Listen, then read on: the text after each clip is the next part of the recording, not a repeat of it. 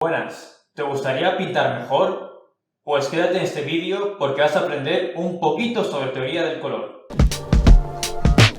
Hola, soy Agustín, docente en Arte y Cómics TV y ahora comenzaremos con los colores primarios. Como veis hay tres: rojo, azul y amarillo. Empezaremos con el primero. Entonces mezclamos el pincel y esparcimos el rojo por el canvas. Pues así. Eso hay que secarlo un poco. El rojo en sí suele representar los sentimientos fuertes, mientras que el resto de tonos puede representar otras cosas. El rojo suele representar las pasiones, la intensidad y la ira. También se está muy relacionado con la guerra, con el mundo bélico, ya que el color sí está relacionado mucho con la sangre. Ahora empezaremos con el amarillo. Primero limpiamos bien el pincel.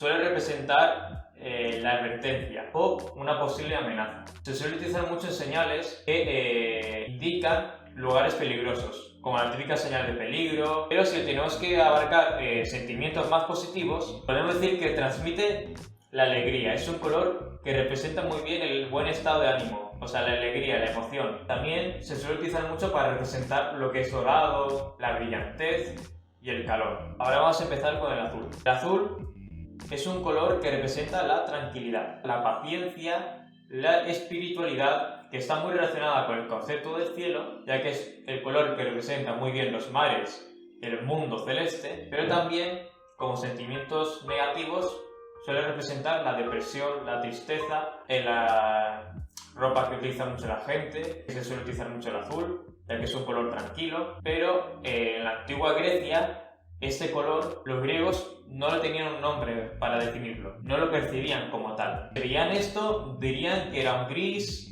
algo verdoso o algo así. Ahora, en teoría tendríamos que ver los colores secundarios.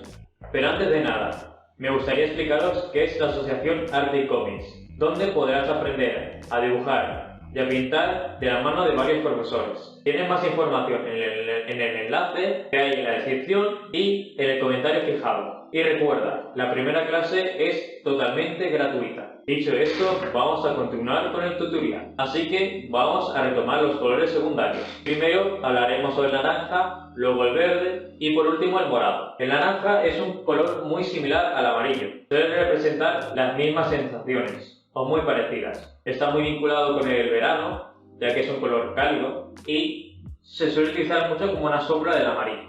También este color se suele utilizar bastante como un color envidioso, ¿no? Tampoco es que haya tanta teoría sobre el naranja. También está vinculado con el dorado a medias y es un color que suele representar el otoño. Y el verde es un color que está muy emparejado con la naturaleza. O sea, te explicaré un poco esto mejor. Está vinculado con la naturaleza, la esperanza y la paz. Pero también está vinculado con la asquerosidad. Usualmente cuando se suele poner en un fondo negro suele transmitir una sensación de rechazo, algo que es poco agradable, aunque por lo general suele representar la esperanza o el mundo natural. Y ahora vamos con el morado. Como todo el mundo ya debe de saber, es una mezcla entre el rojo y el azul, colores generalmente que se ven como opuestos. Va a ser un poco oscuro, pero no pasa nada. El morado suele estar muy vinculado con la realeza, con el mundo divino, ya que en tiempos antiguos los fenicios solían fabricar un tinte de color morado, pero que era de muy difícil extracción. Y entonces las ropas o las prendas que llevaban este tinte solían ser muy caras, que solo se podían permitir la gente de mucho dinero, como los reyes, nobles, entre otros. El naranja surge del rojo y el amarillo. Luego el verde surge de la mezcla entre el amarillo y el azul. Y por último el morado surge del rojo y el azul. Un momento, ¿te está gustando este vídeo? Si es así, suscríbete a nuestro canal y activa la campanita. Y sugerirnos nuevo material para próximos vídeos. Por último, para comenzar a pintar, será necesario tener en cuenta que existen los colores complementarios. Es decir, el rojo se complementa con el verde, el amarillo se complementa con el morado y el azul se complementa con el naranja. Esto nos permite mantener una especie de armonía crómica a la hora de realizar un cuadro. Acabado ese apartado, voy a mencionar brevemente qué son los colores tierra y neutrales. Bueno, estos colores son colores que no se complementan con ninguno y están fuera del círculo cromático. Es decir, sirven como una base o como un color que puedes utilizar sin ningún problema con cualquiera de estos otros colores. Suelen ser el marrón, que es la mezcla entre los tres primarios, los ocres, el azul marino, entre otros. Pero eso es un tema para tratar en otro vídeo. Antes de finalizar con el vídeo, cabe mencionar algunos consejos referentes a la pintura.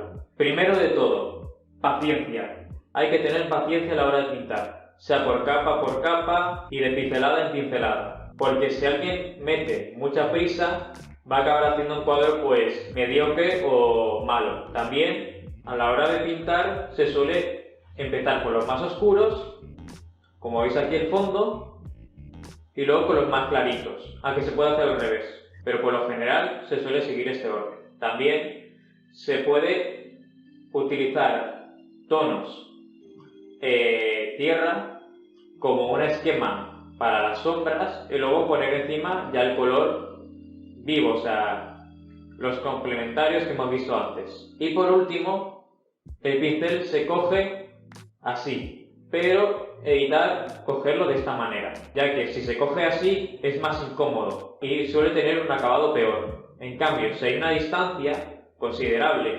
tanto tuya desde el atril y del pincel, desde la mano con la punta del pincel, pues te da más precisión a la hora de pintar. Espero que os haya gustado este vídeo. Si es así, darle me gusta y compartirlo con vuestros amigos y comentar lo que os gustaría ver en el canal. Hasta la próxima.